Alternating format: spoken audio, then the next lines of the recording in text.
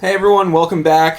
In this video, we're going to be rescaping this 60p tank. The tank is 2 feet by 2 feet by 18 or 17 inches tall and is about 17 gallons. So in this tank currently there's guppies and a bunch of Anubias and lava rocks, and as you can tell, it's kind of just not doing much right now. It is been kind of like a catch-all tank, you know, when I rescape some tanks, sometimes a little bit of this and a little bit of that goes in there. And so we're going to start by breaking it down. And cue the underwater GoPro time-lapse.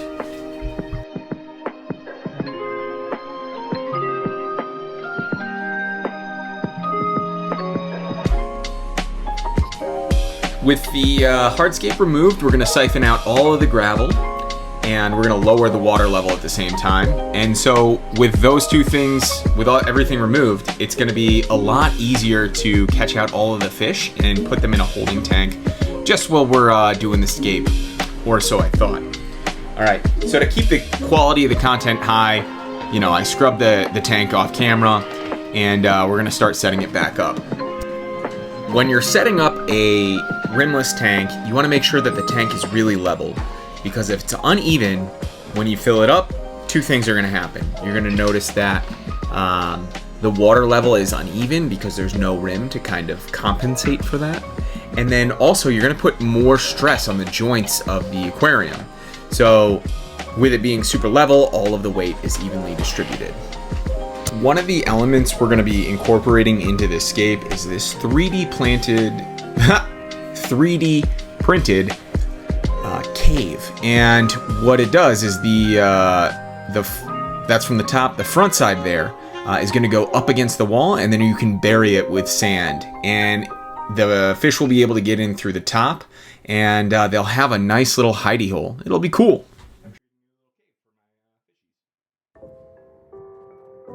I've tried out a couple of different configurations, and I think this is probably the one that I'm going to use. So if you look in here, right, you will when the tank's filled up, you can see that there's a nice little hiding spot for the fish to go in. But the thing is, you have to cover it with substrate in that time, and so this will all be covered in sand and rocks and everything, but these holes, well, maybe partly covered, will at least remain open. So they've also kind of thought about some different configurations, like having it in the front left, but you know, I don't necessarily like that because it means you got to have a ton of substrate in the front, and it'll affect the scale because you want to slope the substrate in the back. And then I've also thought about putting it on this side, right, where you could angle, right, that would be a cool view potentially. You could angle the substrate to the side and to the back. That would be kind of nice. Probably have to move the aquarium heater a little bit, and I guess that would be okay. Ultimately, I decided to put the cave in the back left corner because it'll be out of the way, but easy to see. The hardscape is going to be made up of primarily lava rock, and then we have a bunch of great epiphytes such as Anubias and Java fern that we're going to be putting back in. So this is just a quick look at what we have available. This is a really cool rock because it'll stand upright, kind of like a projecting mountain like you might see in like Utah or something. I think it's really cool. And we're gonna glue on some bucephalandra to it. For our substrate, we're going to be using the Supernatural from Carib Sea. Two different types, a fine grain and a thicker grain, and that'll add some texture to the scape. And then I have some nice scatter gravel that we collected in California from the ocean. Underneath it, we're going to be adding in our Eco Complete. It's inert substrate system.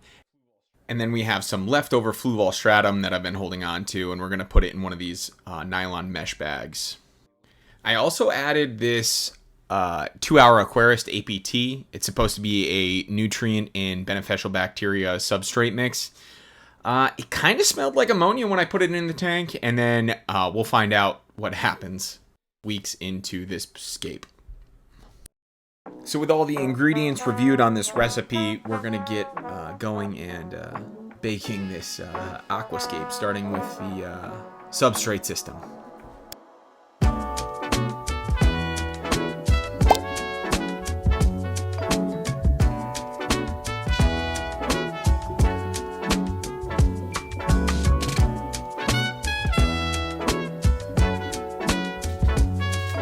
So you may notice that the glass is actually kind of scraped up.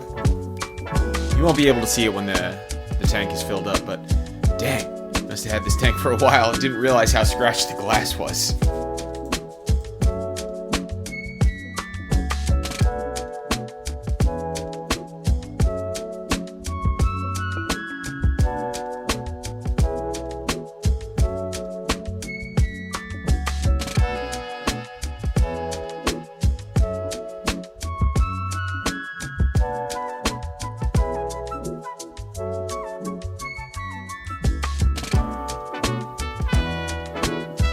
Well, I found this nice piece of lava rock that will probably fit nicely. I'm thinking right in here, replace this little pile of rock. So we're gonna exchange that real quick.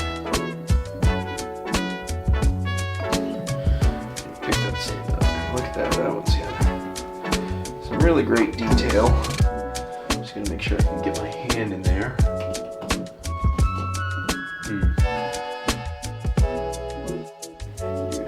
Oh shoot! Careful.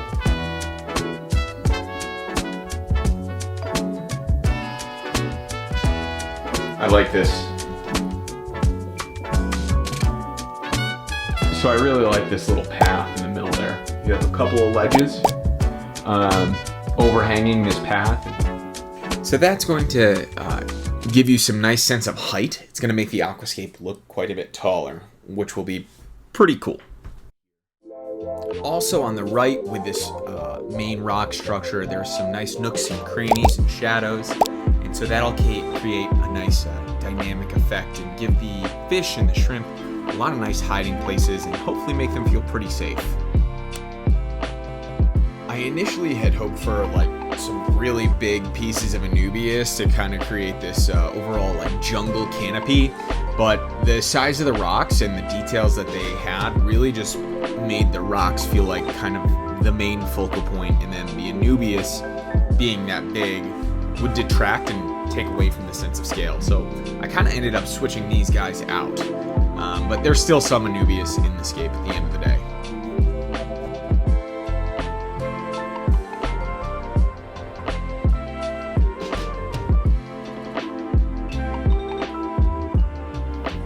I forgot to point this out when I was going over the hardscape, but you'll see on the front left some small rocks, small lava rocks with plants going in on them.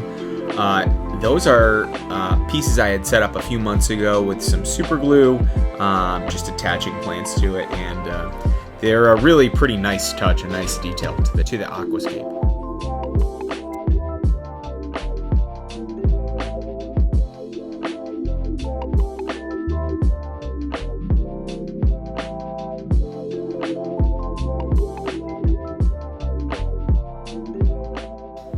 So with the tank filling up, we're gonna skip ahead to the next day. I added some botanicals off camera, some things like tree pods and these seed pods and, bean pod casings. And they make the water a bit darker because they release tannins, which cause the water to darken. Additionally, I just added in some nice little bits of dwarf sage. And I'm adding in some of that scatter gravel that I collected from the beach. And this scatter gravel, if you ask me, really kind of ties the whole piece together. You want to kind of put it non-purposefully and let it go where it wants to. And so that will help it, help the hardscape tie into the substrate and make everything look pretty natural.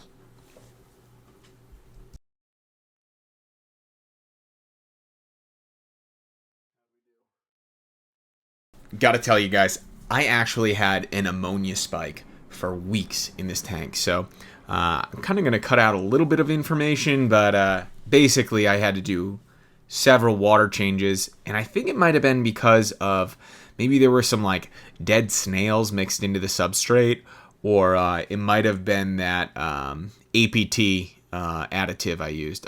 Not really sure, but given that I was having such a hard time with this ammonia, I ended up adding a bunch of floating plants and some dragon's tongue to help absorb some of the ammonia that was in the water or the excess nitrates. And I think that contributed to lowering the level too. So that was in there for a little while, and then I ended up taking it out. And now that we got the ammonia level consistently lower, we're going to talk about the livestock going into the tank. So the fish are Endler's live bearers, and this is a really pretty special specimen and a very beautiful one. So in terms of what I like about the colors of the strange, they have some really nice oranges that sometimes look red depending on the lighting. They have quite a bit of green, quite a bit of blue. They have this blue dorsal fin on them, and then in the chest a lot of them have black markings, and then the lower sword traits. So these are really beautiful fish, but they're also kind of a unique collection. I bought this from somebody who's a member of the Endler Breeders Association, and she had the fish genetically tested at a lab, and they are found to be pure Cumana Endlers that are descendants of the specimens that were collected by John Endler in 1975. So they're really quite pretty and cool.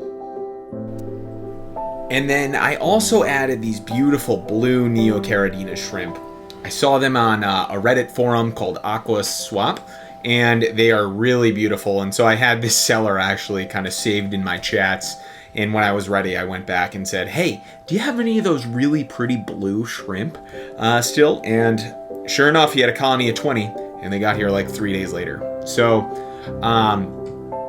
really like these guys. They're so fun to watch. They're always kind of like looking around for food. And if you see them kind of like picking at the substrate because they're eating, that's a sign of healthy shrimp. So gonna try and keep these guys healthy. I've had them for about a week and a half now, and they're pretty great and healthy specimens.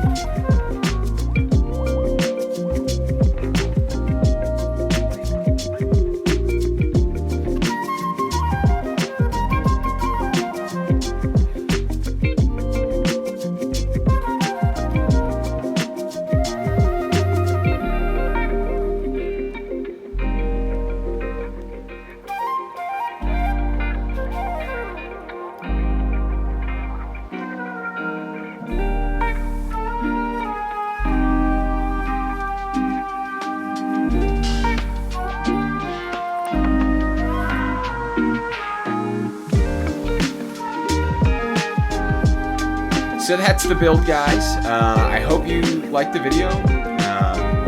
Hate to do this to you, but if you like the video, just hit the like button and subscribe for me.